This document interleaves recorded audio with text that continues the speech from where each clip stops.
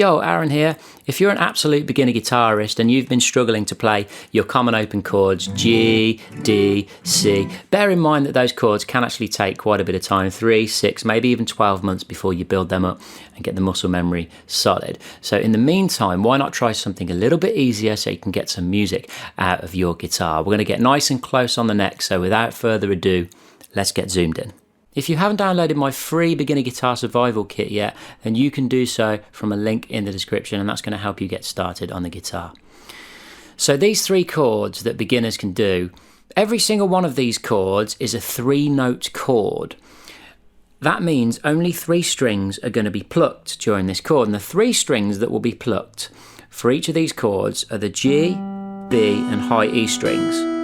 And when we actually strum the chord in a sequence, we want to strum those 3 strings at the same time, like so. Just bear in mind that your strumming hand isn't going to be all the way over here where mine is. It's going to be back off the screen, above your sound hole or above the pickups if you're playing on an electric guitar. So the first of the 3 chords that we're actually going to do, we're going to take the 3rd finger of our fretting hand and place it right here on the 3rd fret of our high E string. And if we play that high E string on its own, we'll get the note G like this. Now, you also want to notice that my finger isn't over here, okay, where we get a dull, buzzy note. It's up here where we get a nice clear note. Very important that whenever we're going to different frets, we're always placing whichever finger in the optimal fret position as I'm showing here. And then what we do is we strum the 3 strings we talked about, the G, B and the high E at the same time while holding this down. And that gives you a 3-note G chord.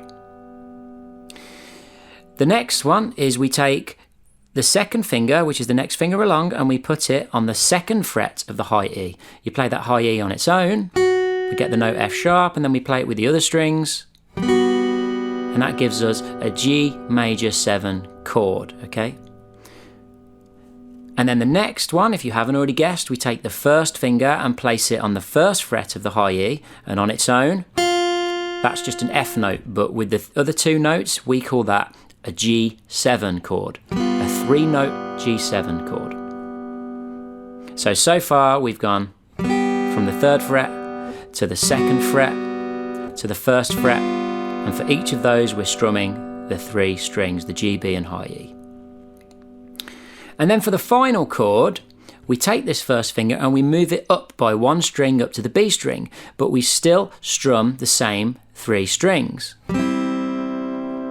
But the trick here is going to be getting a sound from all 3 strings, because this finger is sandwiched between 2 strings now, which makes it a bit more difficult. And the likelihood is that your finger's going to lean down like this, and when you try to play the chord, you'll get this noise. So that means you're going to have to lift that 1st finger up just a little bit, get right onto the tip so it's not touching any other string apart from the one that it's on. And for each of these chords, you always want to check each note separately like this, just to check you've got clarity.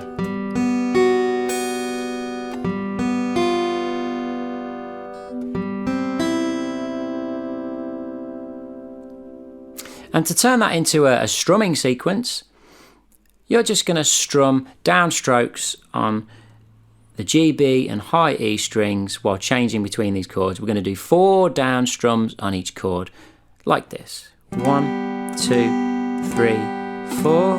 1, 2, 3, 4. 1, 2, 3, 4. 1, 2, 3, 4. And then we go back again. 2, 3, 4, 1, and so on and so forth. We can repeat that as many times as we need to as we practice through it. If you got some value from that lesson, feel free to check out the video that's on your screen now.